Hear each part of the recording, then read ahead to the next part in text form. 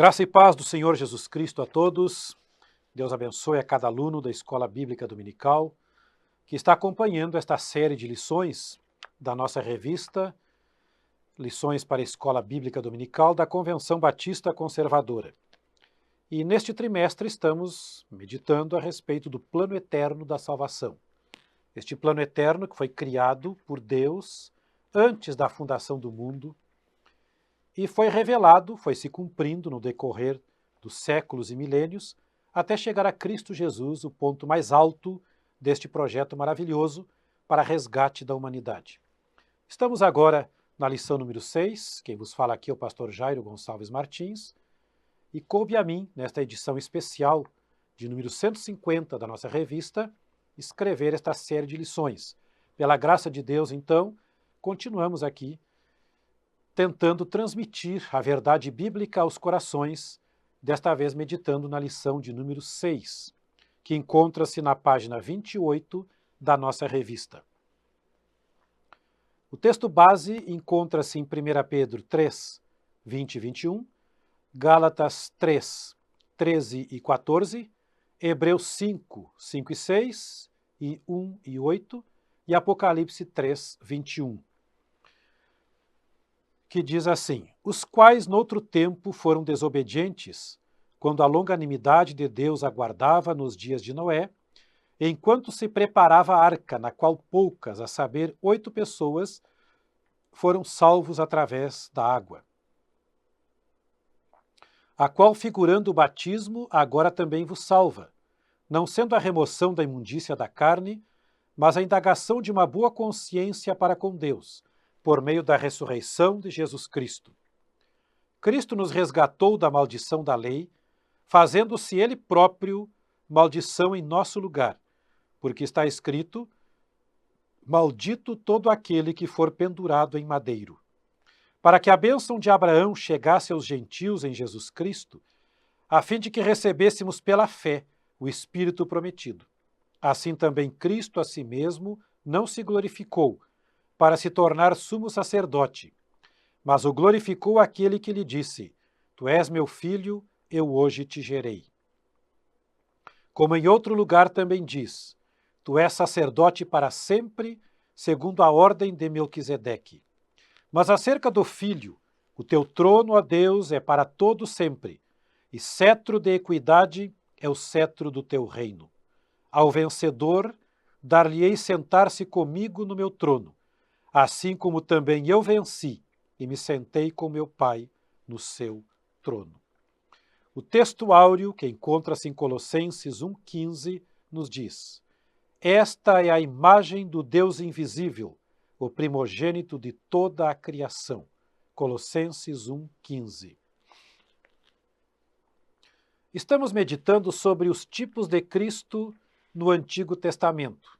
Na lição anterior, nós vimos aqui algumas definições do que é um tipo, as características do tipo, que são basicamente 5 características, e também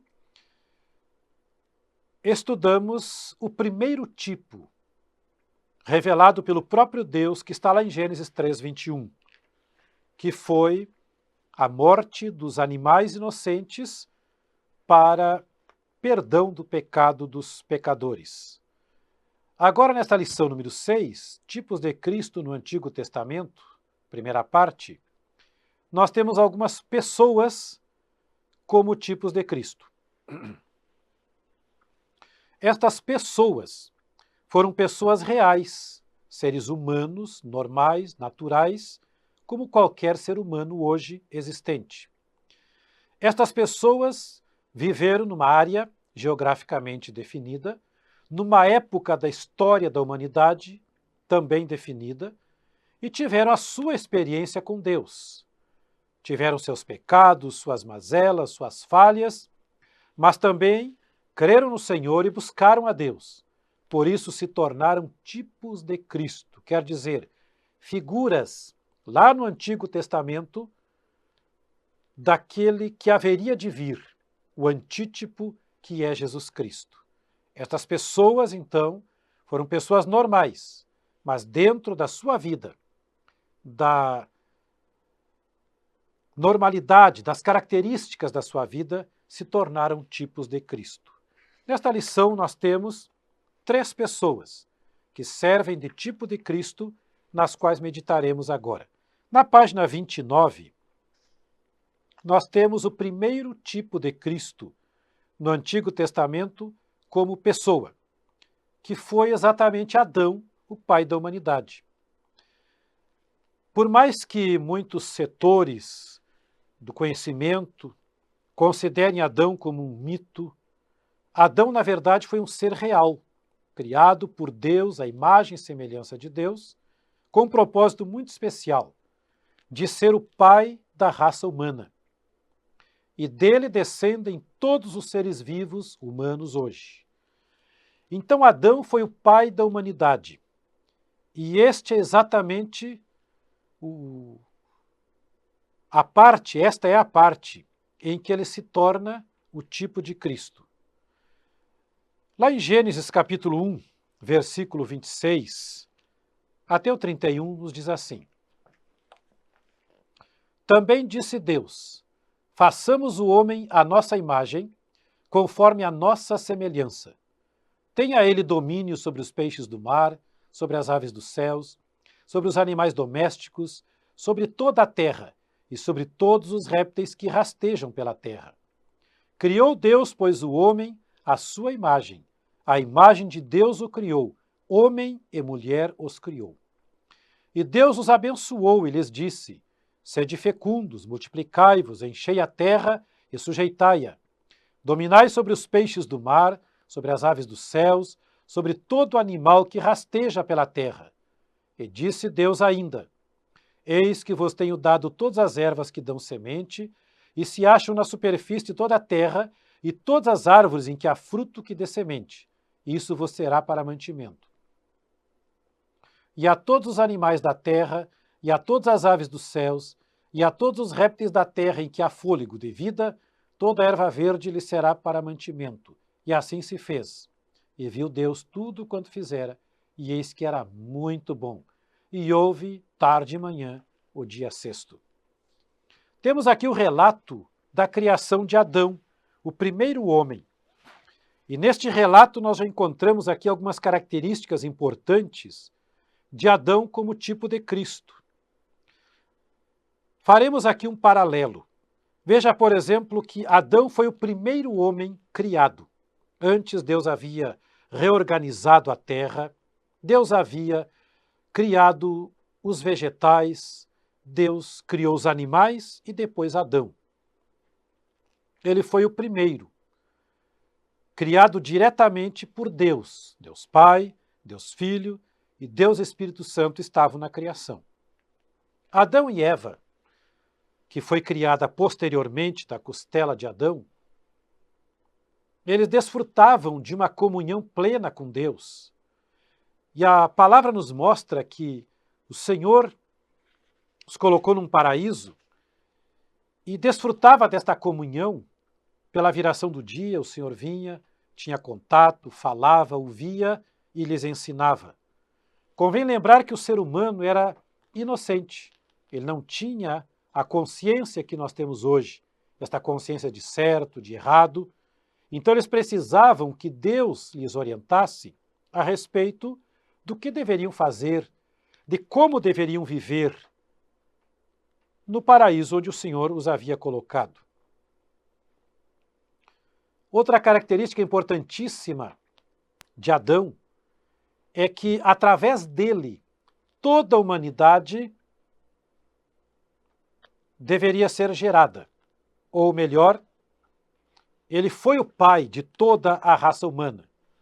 Há teorias hoje que dizem que havia outra mulher, além de Eva, lá no paraíso, que teria sido mãe de uma segunda raça, ou então que havia outros seres pré-humanos, sub-humanos, mas nada disso é comprovado. O que nós temos são registros arqueológicos de uma existência antes da recriação que Deus fez a partir de Gênesis 1, versículo 2. É importante lembrar que entre Gênesis 1, versículo 1, e Gênesis 1, versículo 2, existe um hiato de tempo indefinido, que não sabemos quanto tempo foi. Talvez os restos destes seres tenha sido do primeiro período, e Adão e Eva foram criados no segundo, na recriação da Terra. Então, da raça humana, tal qual a conhecemos hoje, Adão foi o pai. E ele, como pai da raça humana, deveria ser um modelo para toda a humanidade. Observe que o Senhor, quando o colocou naquele jardim, disse que ele deveria dominar sobre os peixes, sobre os répteis, sobre os animais que vivessem sobre a terra. Tudo estava debaixo do domínio do homem. Tanto é que, posteriormente, o Senhor fez passar diante de Adão todos os animais criados, para que Adão lhes desse nome. Então, Adão não era um Cro-Magnon, um Neandertal. Adão era um ser inteligente. Adão era um Homo sapiens, que deu nome a todos os animais. E, sendo assim, todo o planeta Terra estaria subordinado à autoridade central de Adão. Adão era uma espécie de líder, de governante que Deus havia colocado sobre toda a sua própria descendência. Deus deu para ele o governo, a autoridade para governar o planeta Terra. Não para destruí-lo, mas para governá-lo para Deus. Tendo um compromisso com Deus, recebendo de Deus a orientação, ele deveria passar para toda a sua descendência. Porém, nós sabemos pelo relato de Gênesis capítulo 3, que tudo foi perdido. Todo o projeto original de Deus foi maculado, foi prejudicado, no sentido de que o ser humano perdeu todas as benesses prometidas pelo Senhor. Adão, em lugar de manter o cetro de domínio, a autoridade recebida de Deus para governar o mundo, Adão perdeu naquela batalha espiritual contra Satanás. Na verdade, Satanás tentou Eva, a convenceu, e Adão seguiu o mesmo caminho de Eva. Ele não era obrigado a fazê-lo. Adão poderia ter rejeitado e obedecer a Deus. O que aconteceria, não sabemos explicar, porque esta contingência não está revelada na Escritura. Mas Adão preferiu seguir o caminho de Eva, que foi o caminho da tentação da serpente, e então ele permitiu a entrada do pecado no mundo. Uma coisa importante a salientar é que não houve maldição sobre a terra, não houve a entrada do pecado no mundo enquanto Adão não comeu do fruto proibido. Porque a partir do momento em que Eva comeu aquele fruto, ela não teve imediatamente consciência da entrada do pecado. Não se tem notícia disso no texto. Mas quando Adão comeu, isso está no final do versículo 6, assim: vendo a mulher que a árvore era boa para se comer, agradável aos olhos e árvore desejável para dar entendimento, tomou-lhe do fruto e comeu. Pronto. Ela entendeu que estava nua? Ela sentiu os efeitos? Não. Porque a autoridade não foi dada para Eva. O governo do mundo não foi entregue para Eva. Eva era adjutora, era coadjuvante de Adão. A autoridade estava sobre ele. Ele foi o primeiro, ele ouviu de Deus as palavras, ele deveria resistir. No entanto, o texto diz que tomou-lhe do fruto, comeu e deu também ao marido, e ele comeu. Aí o versículo 7 diz: abriram-se então os olhos de ambos e perceberam que estavam nus. Coseram folhas de figueira e fizeram cintas para si. A partir do pecado, da desobediência de Adão, que era o líder, entrou o pecado na humanidade, ali, na vida dos dois e posteriormente nos seus filhos, na sua descendência. Se Adão não tivesse comido daquele fruto, não se sabe o que teria acontecido, mas o pecado não teria entrado, porque ele era o pai da humanidade e por isso tornou-se tipo de Cristo, embora de uma forma, digamos, invertida, mas era o tipo de Cristo porque Deus entregou para ele o governo da terra. Façamos uma pequena pausa para meditar sobre esta questão da autoridade espiritual. Muitas vezes nós lemos a Escritura de forma superficial e parece que perdemos as nuances do texto que nos remetem exatamente para a realidade espiritual do que aconteceu. Adão recebeu de Deus uma autoridade. E ele só perdeu essa autoridade porque ele quis perder. O que Deus concede é uma dádiva, é um dom. E a Bíblia nos diz que os dons de Deus são sem arrependimento. Muita gente pensa que dom é apenas orar em línguas espirituais ou outras coisas. Não. Dom é toda a dádiva de Deus. E a autoridade espiritual que Deus concedeu para o primeiro homem, este dom, era sem arrependimento. E ele só perdeu porque ele quis. Mas, infelizmente, perdeu. Então, prezado aluno, nós temos aqui o primeiro homem, o primeiro tipo de Cristo, que, infelizmente, perdeu o cetro de autoridade que Deus lhe havia concedido. Mas ele, como dissemos desde o começo, foi um tipo de Cristo. Foi uma sombra imperfeita da realidade futura, perfeita e maravilhosa que era Jesus.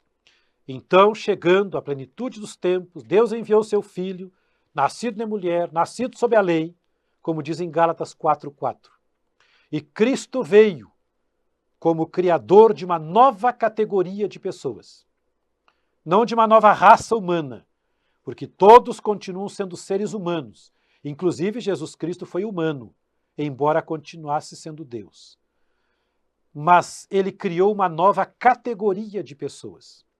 E esta nova categoria foi totalmente especial, como veremos.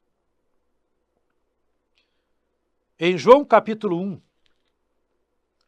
versos 12, 13 e 14, nós encontramos uma resposta maravilhosa, uma orientação a respeito da obra de Cristo, que diz: mas a tantos quantos o receberam, deu-lhes o poder de serem feitos filhos de Deus, a saber, os que creem no seu nome. Esta é a nova categoria de pessoas.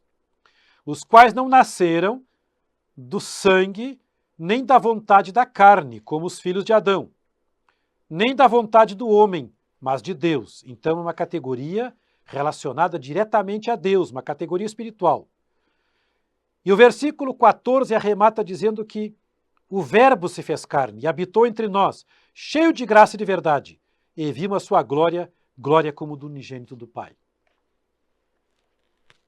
Jesus Cristo, como antítipo de Adão, criador desta nova categoria de pessoas, ele primeiramente não foi um filho de Deus criado, mas ele é o eterno, unigênito Filho de Deus. Em João 3,16 está escrito: Deus amou o mundo de tal maneira que deu o seu Filho unigênito, para que todo aquele que nele cresce não perecesse, mas tivesse a vida eterna. Jesus, o eterno Filho unigênito, quer dizer, é singular. Igual a Jesus não existe.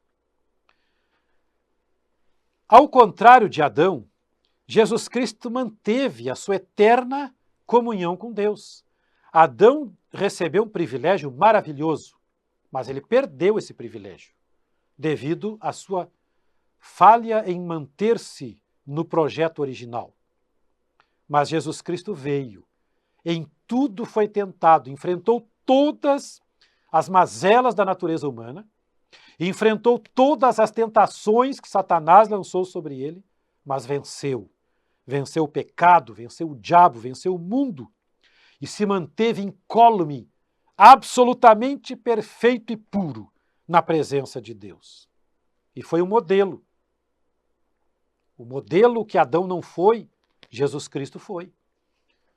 Se nós imitarmos Adão, iremos para a condenação eterna. Mas Jesus Cristo veio para servir de paradigma. Quando nós nos convertemos, devemos imitar Jesus em nossa vida. O apóstolo Paulo escreveu dizendo: sede meus imitadores, como eu sou de Cristo. Jesus é o modelo de perfeição absoluta. Jesus, no Evangelho de Lucas, é chamado muitas vezes de Filho do Homem. E ele aplicou a si mesmo esse título, Filho do Homem, no sentido de homem perfeito, o homem sem falhas, o homem modelo para toda a humanidade. Adão perdeu o domínio. Satanás pegou o cetro de domínio e tornou-se o senhor da humanidade através do pecado, que transformou-se como que em algemas que prendem o pecador até a condenação. Mas Cristo Jesus veio e venceu Satanás. Um fato importante que aconteceu, que é digno de nota, é que quando Jesus foi conduzido pelo Espírito Santo para o deserto, diz o texto que ele foi conduzido para ser tentado pelo diabo. Veja só, o Espírito de Deus o conduziu para que ele enfrentasse Satanás cara a cara no deserto. Só os dois. E Jesus foi. No derradeiro dia, Satanás se apresentou para ele com a derradeira tentação. E na última de todas, o diabo, na sua petulância, seu desrespeito, a pobre criatura se apresentando na presença do seu próprio Criador, dizendo: tudo isto te darei se prostrado me adorares. Pois então Jesus não replicou, dizendo: não, eu criei todas as coisas, inclusive eu criei a ti. Jesus tinha todo o direito de dizer isto, mas Jesus não disse nada. Por quê? Porque o mundo ainda estava nas mãos do diabo, porque Adão havia perdido a guerra espiritual. E Jesus veio para reconquistar o mundo para Deus. E isto aconteceu quando ele morreu na cruz do Calvário, que ele derramou seu sangue remidor e pagou para Deus o preço. Ele comprou a humanidade de volta para Deus. E o apóstolo Paulo escreveu: fomos comprados por bom preço. E o bom preço foi o sangue de Cristo derramado na cruz do Calvário. Então Jesus readquiriu o cetro que Adão havia perdido. Por isso que a Bíblia diz que ele pisou na cabeça da serpente. E quando ele deu as últimas instruções aos discípulos, está em Mateus 28, 20 em diante, ele disse: todo poder me foi dado no céu e na terra. Porque Jesus reconquistou o cetro. Jesus, sendo o antítipo de Adão, veio ao mundo, reconquistou. E hoje, a humanidade só está sujeita a Satanás porque assim o faz voluntariamente. Porque há tantos quantos receberam Jesus como Salvador, como lemos aqui no Evangelho de João, Deus lhes deu o poder de serem feitos filhos de Deus. É uma questão de escolha pessoal, é uma questão de poder de Deus se revelando, porque o diabo já está julgado. Jesus Cristo já o venceu na cruz. E hoje, Cristo Jesus nos salva e criou esta nova categoria de pessoas. Por isso que a Bíblia nos diz que quem está em Cristo é nova criatura. As coisas velhas já passaram, eis que tudo se fez novo. E para Nicodemos ele disse: importa nascer de novo. Através desse novo nascimento, esta nova categoria de filhos de Deus agora tem uma herança eterna garantida na glória com o Senhor. Nesta tipologia bíblica de Adão versus Jesus, nós encontramos então no texto base que lemos, nos dizendo que Cristo Jesus nos resgatou da maldição da lei, enfim, e ele é o segundo Adão. Assim como todos morrem em Adão, todos serão vivificados em Cristo. E esta tipologia, ela se cumpre hoje na vida de todos os que desejam a salvação e a vida eterna. Não para viver uma vida pecaminosa, nas mãos do inimigo, como Adão permitiu que acontecesse, mas para viver uma vida nas mãos de Deus, salvos pelo Senhor Jesus Cristo, que é o único Salvador, como Pedro escreveu. Não há nome dado entre os homens pelo qual devamos ser salvos, a não ser Jesus Cristo, o Senhor. Ainda dentro da tipologia de Cristo no Antigo Testamento, relacionado às pessoas, nós temos aqui na página 30 uma segunda pessoa muito importante, que foi Noé. Noé, ele figura entre os homens mais importantes da humanidade. Noé figura entre os homens mais importantes da história da humanidade. O dilúvio aconteceu cerca de 1656 anos após a queda de Adão e Eva, pela cronologia estritamente bíblica. Noé tinha cerca de 500 anos quando veio o dilúvio, então ele teria nascido cerca de 1156 anos depois de Adão. E Noé figura entre as pessoas mais importantes, porque através da sua vida, Deus evitou o extermínio da humanidade. Claro que em 1600 anos já havia muitos milhares de pessoas sobre a Terra. Não podemos imaginar que houvesse tantas pessoas quanto hoje em nossos dias. Mas milhares de pessoas já existiam, vilas, pequenas cidades, quem sabe cidades grandes que não se tem notícia. Mas a humanidade havia se desenvolvido a tal ponto que a pecaminosidade tomou conta que Deus chegou a dizer: eu me arrependo de haver criado o homem. Noé, quando nasceu,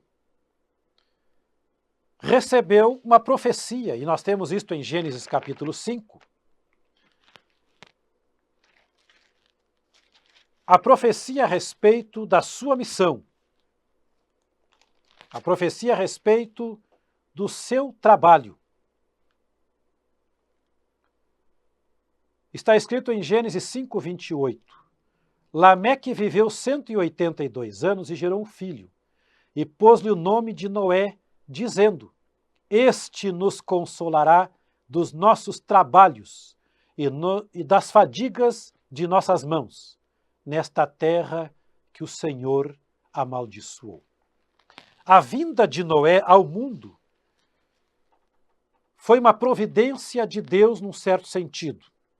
É claro que Deus, dentro da sua presciência, ele conhece antecipadamente as pessoas e depois, então, traça um plano dentro de suas vidas conforme a sua fé. E ele, olhando na sua presciência, viu que Noé era este homem. Tanto é que o texto diz que, quando Deus anunciou o dilúvio, Noé achou graça diante de Deus. No capítulo 6, nos diz que a humanidade havia se corrompido a tal ponto que Deus desejou destruí-la porque não suportava mais o pecado. Porém, no capítulo 6, verso 8, está escrito: porém Noé achou graça diante do Senhor. Deus planejou a vida de Noé diante da sua própria decisão de segui-lo e de servi-lo. Então Noé foi fiel em toda a sua geração, uma geração corrompida, perversa, blasfema, como temos lá na carta de Judas, por exemplo, dizendo que eles não receavam em blasfemar das dignidades. O próprio Noé deve ter sofrido com a zombaria, com a incredulidade, com a maldade daquele povo. No entanto, Deus revelou-lhe que ele deveria construir uma arca e que nesta arca ele e a sua família seriam salvos, como também animais representantes de cada espécie existente. Noé creu em Deus e, segundo a profecia bíblica, demorou mais de 100 anos construindo aquela arca. Eles viveram numa época de longevidade, quando o homem mais velho durou 969 anos, morreu no ano do dilúvio, e o mais novo durou 365, que foi Enoque. Então a longevidade humana era praticamente incompreensível para os nossos dias hoje. Deus foi diminuindo os anos de vida do ser humano no decorrer dos milênios. E Noé viveu naquela época em que o mundo era longevo e ele demorou cerca de 100 anos construindo a arca. E naqueles 100 anos ele nunca desistiu. Construiu a arca conforme o modelo que Deus lhe deu. E quando chegou o tempo certo, Noé entrou na arca e Deus fechou a porta por fora. Foi um ato divino, não foi escolha de Noé, mas quem foi salvo porque creu, e quem foi condenado porque não aceitou. Esta foi a história de Noé, o homem que creu para a salvação tanto dos animais quanto da raça humana do extermínio absoluto. Pois Noé também foi um tipo de Cristo. Foi um tipo de Cristo. Como Pedro mesmo escreveu, dizendo que agora, como uma verdadeira figura, nós somos salvos.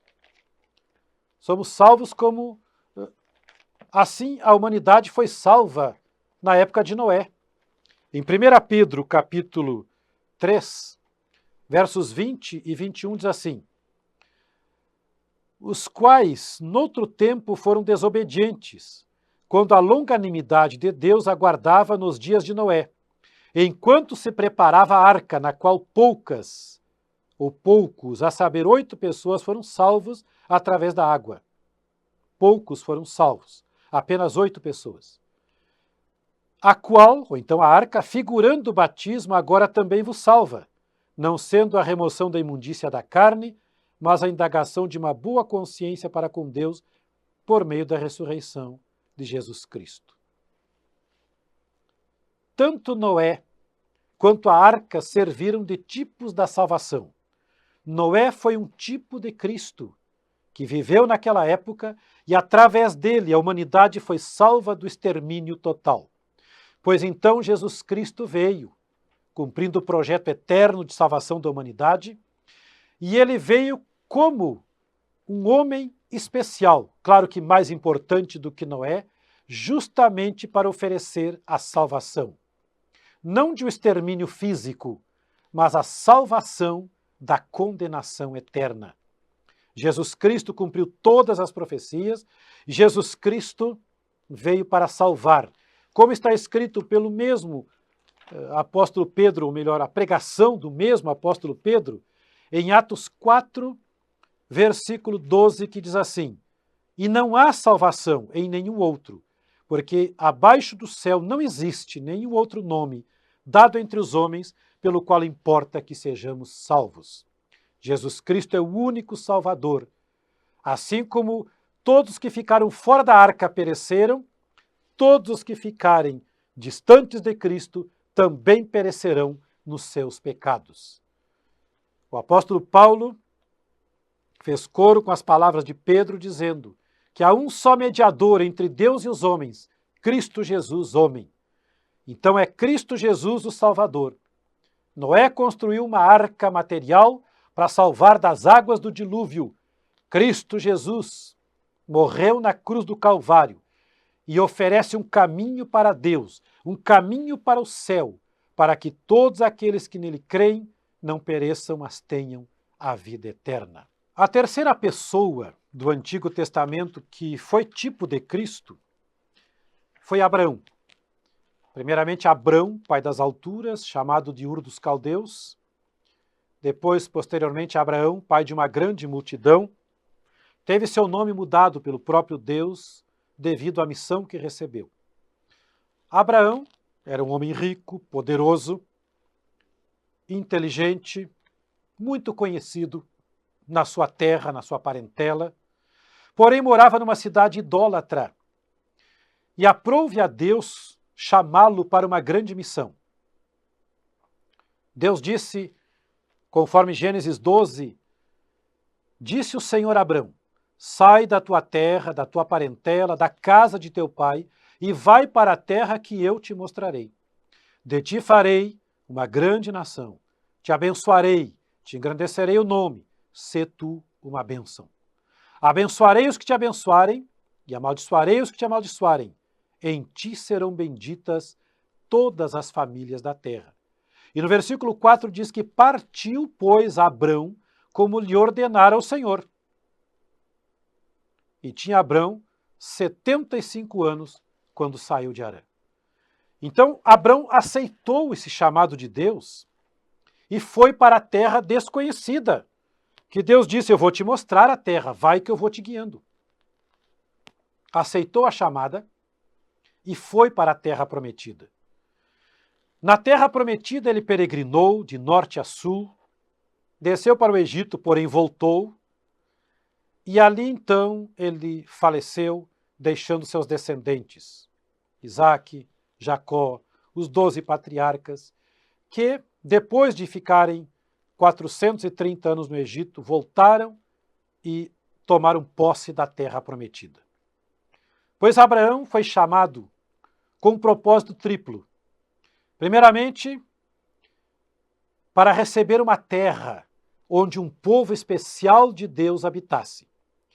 Em segundo lugar, ele receberia uma descendência, e esta descendência humana tomaria posse da terra, mas haveria um descendente especial, que nós sabemos pela revelação, que foi Jesus Cristo. E a bênção de Abraão se estenderia para todas as famílias da terra. Esta bênção tripla que Deus prometeu para Abraão, ela se cumpriu em parte e ainda está se cumprindo, e no futuro profético se cumprirá cabalmente. Pois bem, Abraão foi o pai da nação de Israel, a nação especial que hoje está habitando na Terra Santa. E por causa da sua fé, da sua peregrinação até o fim da sua vida na Terra Prometida, Abraão foi chamado amigo de Deus e o seu nome figura entre os maiores heróis da fé. Tanto é que a Bíblia nos mostra que, através de Abraão e a partir de Abraão, então veio a salvação para toda a humanidade. Pois bem, Abraão foi tipo de Cristo. E Abraão foi tipo de Cristo no sentido de que ele deixou a sua terra, deixou a sua parentela e foi para uma terra nova. Pois Jesus Cristo, da mesma forma, ele deixou o céu, deixou a glória e veio a este mundo para salvar os pecadores. Abraão era um homem rico, tinha uma casa em Ur dos Caldeus. Jesus Cristo estava na glória eterna. Jesus Cristo estava no céu, mas ele deixou o esplendor da sua glória. Deixou a sua glória com o Pai, como ele mesmo disse. E ele veio ao mundo, nasceu como homem, humilhou-se, tomou a forma de servo, o Criador tomando a forma da criatura. E tudo isso ele fez, inclusive indo até a morte e morte de cruz, para salvar o pecador. Abraão não entendia a magnitude do projeto de Deus quando ele desceu, ou saiu da sua terra e foi para a terra de Canaã. Jesus Cristo sabia que estava vindo para sofrer, para morrer em lugar do pecador. Mas ele não desistiu, nos amou até o fim, veio, deu a sua vida, pagou um alto preço para salvar os pecadores. E Jesus Cristo, então, por causa do seu sacrifício na cruz, ele não formou uma nova raça, ele não formou uma nova nação, mas ele fundou a igreja. A igreja que é composta de todos os povos, de todas as tribos, raças, línguas e nações em todas as épocas. Todo aquele que crê recebe a vida eterna. passa a fazer parte do corpo vivo de Cristo, que é a própria igreja. E então tem perfeita e plena comunhão com Jesus Cristo. Em Gálatas 3, a partir do versículo 6, nós lemos que Abraão creu em Deus, e isto lhe foi imputado por justiça. Aqui neste texto, do versículo 6 ao 18, nós temos justamente o paralelo feito pelo apóstolo Paulo entre Abraão e Cristo. E diz no versículo 7 que os que são da fé são filhos de Abraão, no sentido de que eles creem como Abraão também creu. Ora, tendo a Escritura previsto que Deus justificaria pela fé os gentios, prenunciou o Evangelho a Abraão: em ti serão abençoados todos os povos. De modo que os da fé são abençoados com o crente Abraão. E a salvação então veio através da fé que nós temos em Cristo, como Abraão também creu em Deus. E no versículo 13 nos diz: Cristo nos resgatou da maldição da lei, fazendo-se ele próprio maldição em nosso lugar, porque está escrito: maldito todo aquele que for pendurado em madeiro, para que a bênção de Abraão chegasse aos gentios em Jesus Cristo, a fim de que recebêssemos pela fé o Espírito prometido. A partir e através de Jesus Cristo, as bênçãos concedidas a Abraão chegam a todas as pessoas da terra, a judeus e a gentios.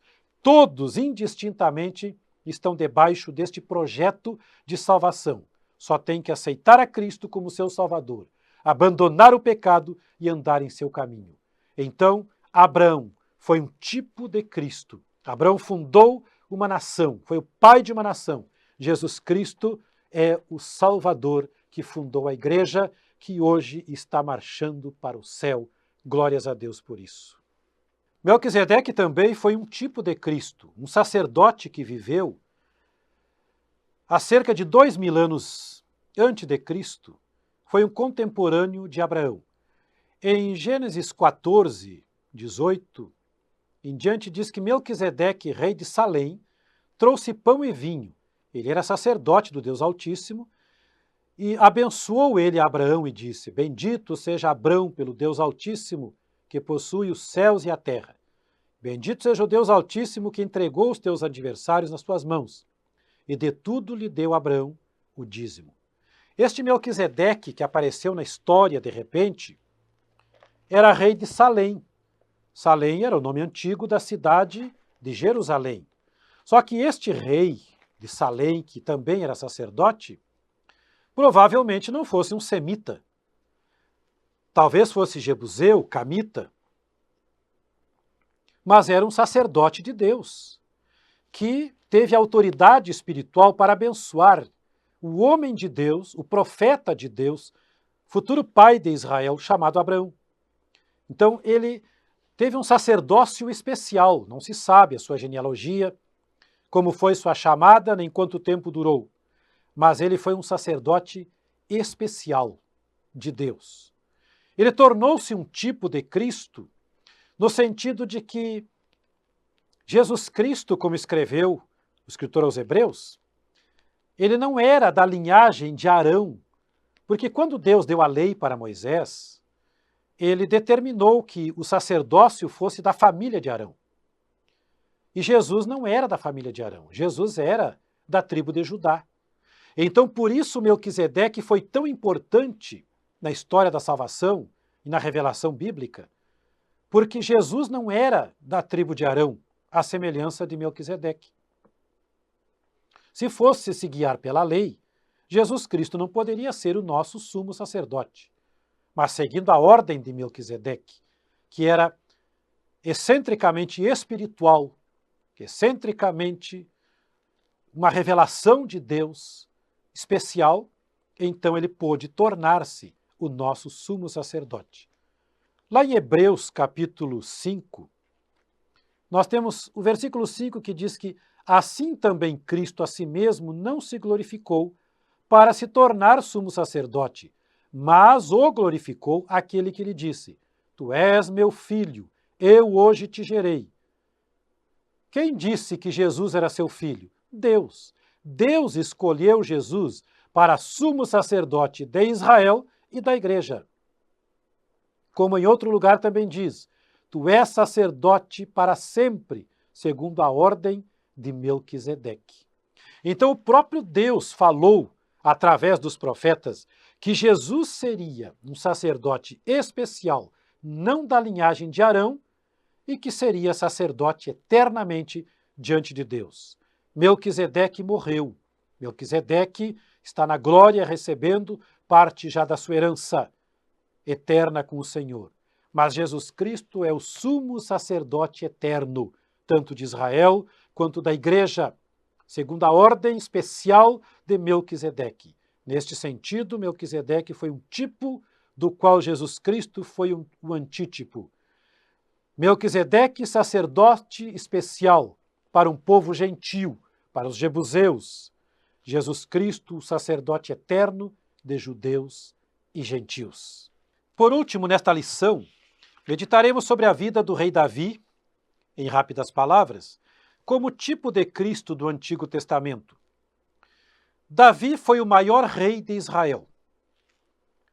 Davi era da tribo de Judá, escolhido por Deus, o homem segundo o coração de Deus, que fez a vontade do Senhor como rei de Israel. Lá no Salmo 89, versículos 3 e 4, diz assim: Fiz aliança com o meu escolhido e jurei a Davi, meu servo. Para sempre estabelecerei a tua posteridade e firmarei o teu trono de geração em geração. Veja que Davi recebeu uma promessa de Deus, como rei de Israel, de que a sua posteridade e o seu trono durariam para sempre sobre a nação de Israel. Nós sabemos, no decorrer da história, que o povo de Israel foi levado para os dois cativeiros, cativeiro assírio em 722, cativeiro babilônico em 586. Sabemos também que no ano 70 da nossa era, sofreram a diáspora sob o ataque romano, que durou até 1948. Então, como que a descendência de Davi seria detentora do poder, do trono de Israel, conforme a promessa? Claro que Deus não falha. Então nós temos as palavras do anjo, quando falou para Maria dizendo: Eis que conceberás e darás à luz um filho, a quem chamarás pelo nome de Jesus. Este será grande, será chamado Filho do Altíssimo. Deus, o Senhor, lhe dará o trono de Davi, seu pai. Ele reinará para sempre sobre a casa de Jacó, e o seu reino não terá fim. Aleluia! O anjo falou da parte de Deus que Jesus Cristo seria o rei de Israel, descendente do rei Davi, que ocuparia o trono eterno de Israel. Então, a história da nação de Israel ainda não terminou. A história da nação de Israel está em curso. E Jesus, pela profecia e pela realidade, ele é o verdadeiro e eterno rei de Israel. Nós sabemos pelas profecias, tanto de Isaías, de outros textos do Antigo Testamento, que é a base dos nossos estudos, quanto das revelações do Novo Testamento até Apocalipse, que haverá um milênio sobre a Terra. Naquele milênio, a Terra será transformada num paraíso e o Senhor Jesus Cristo governará o planeta inteiro. Todas as nações do globo terrestre seguirão a sua lei, que sairá de Israel, de Jerusalém, do monte do templo, onde Jesus Cristo estará entronizado durante os 1000 anos. Então, esta profecia ainda está em curso. O trono de Davi, cujo descendente direto é o Senhor Jesus Cristo, ele ainda vai se cumprir no futuro e ele pertence a Jesus. Então, Jesus Cristo é o único e verdadeiro rei de Israel. E vai chegar um dia em que estas profecias se cumprirão. Prezado aluno da Escola Bíblica Dominical, eu gostaria de ter um espaço de tempo maior para expor os detalhes, as nuances destas profecias. Mas acredito que cada aluno seja um pesquisador que vai dar continuidade aos seus estudos, lendo prioritariamente a Escritura e também lendo livros teológicos de confiança, estudando no Seminário Teológico Batista Gilgal para aprender a palavra de Deus com mais profundidade, para que entenda estas profecias maravilhosas, porque Jesus Cristo é o centro da história, da Bíblia e o Antigo Testamento, através da sua tipologia, principalmente do tópico desta lição, a tipologia das pessoas, aponta para Jesus como único e verdadeiro antítipo que cumpriu todas as profecias, no qual ainda se cumprirão as profecias, e nós podemos ter a mais absoluta confiança de que a palavra de Deus é verdadeira. Deus lhe abençoe, continue pesquisando, meditando, acompanhando as próximas lições, que ainda trarão outros detalhes importantíssimos deste tema maravilhoso, que é o plano eterno da salvação para toda a humanidade. Deus lhe abençoe. Amém.